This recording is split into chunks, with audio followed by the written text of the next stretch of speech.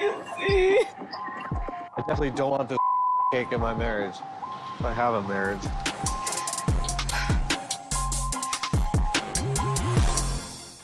On 90 Day Fiancé the other way, Matthew's parents were so excited for Greta to arrive at their home, and they were so welcoming. Honestly, they seem really sweet.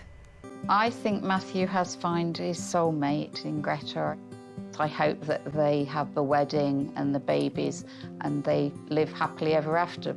Matthew was anxious a few days before, but I see a spark in his eye now. They even got Greta a vegan cake to greet her, and honestly it felt like they put in more effort into her arrival than Matthew did. For saying it's vegan, it's not bad. After my mom passed when I was 5, I've always had a tough time being around any parents. So the feeling of a warm, happy family, it feels really, really nice. I feel really grateful. Matthew doesn't seem to understand why Greta's so upset over the room and told her that she's free to move stuff around. But I don't think he understands that it's actually probably less about the space and more about making her feel welcomed and like this is also her room. If you want to draw, tip everything out, put it in the bin and put your things in there. This is as much your room as it is mine now. I didn't think this is how our first night back together would go. I was really hoping for this giddy romantic reunion, but that's not happening. He did try to smooth things over by taking her to one of her favorite places, the spa. Greta's a woman after my own heart because she says she likes to go to the spa at least once a week. But Matthew, he's a little bit nervous about having to foot the bill for this.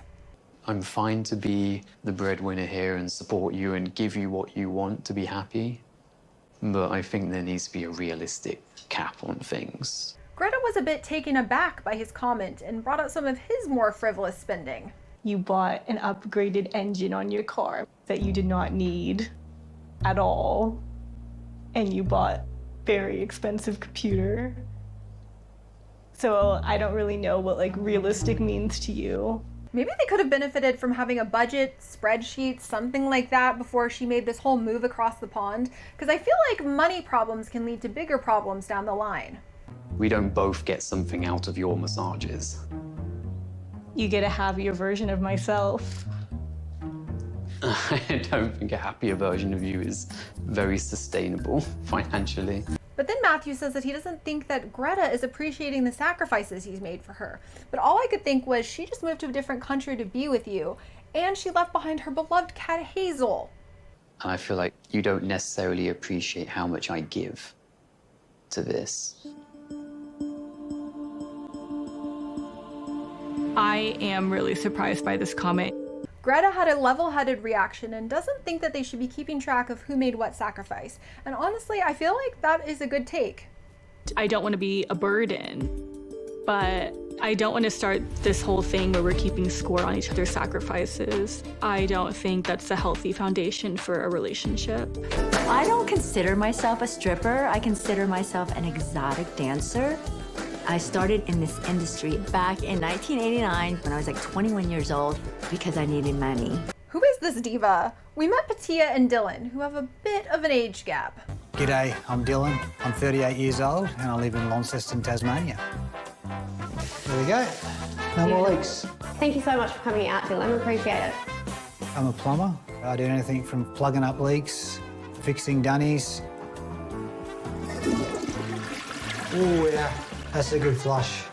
I do enjoy being a plumber, just jumping in the ute, getting out and about with the locals, and it's actually a great job down here. I pick and choose the work I want to do, and I've been as busy as a bull's ass in fly season.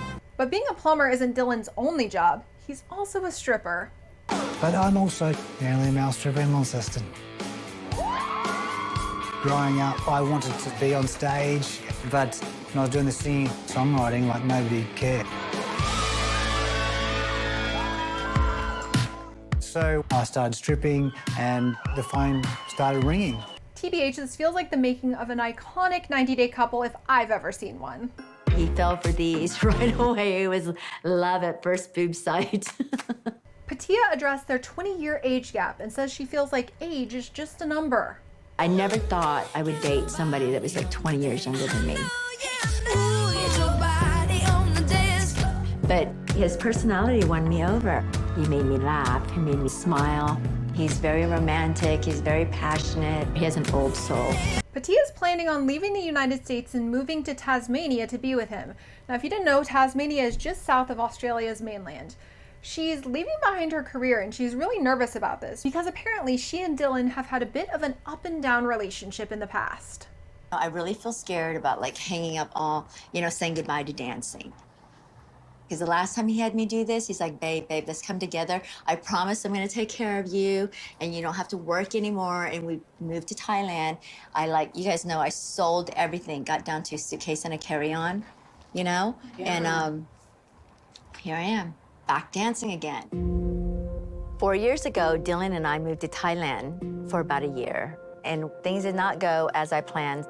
We were fighting constantly. And it was not working, and I felt more alone than ever.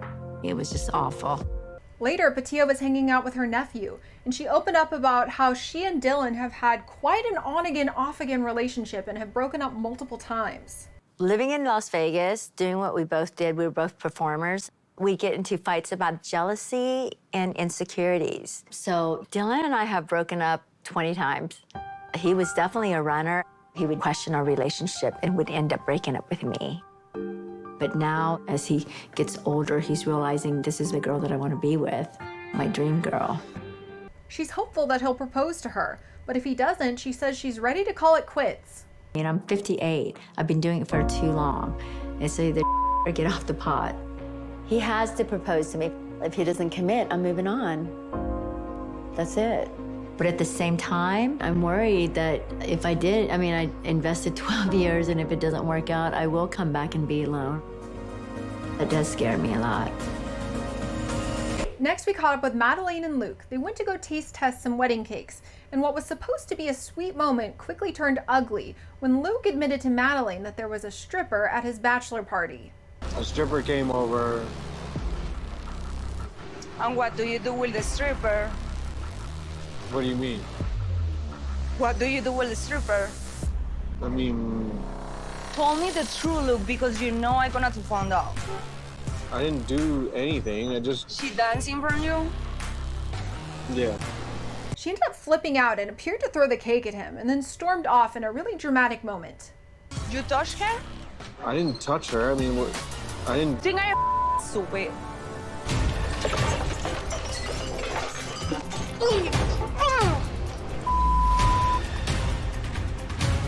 Madeleine.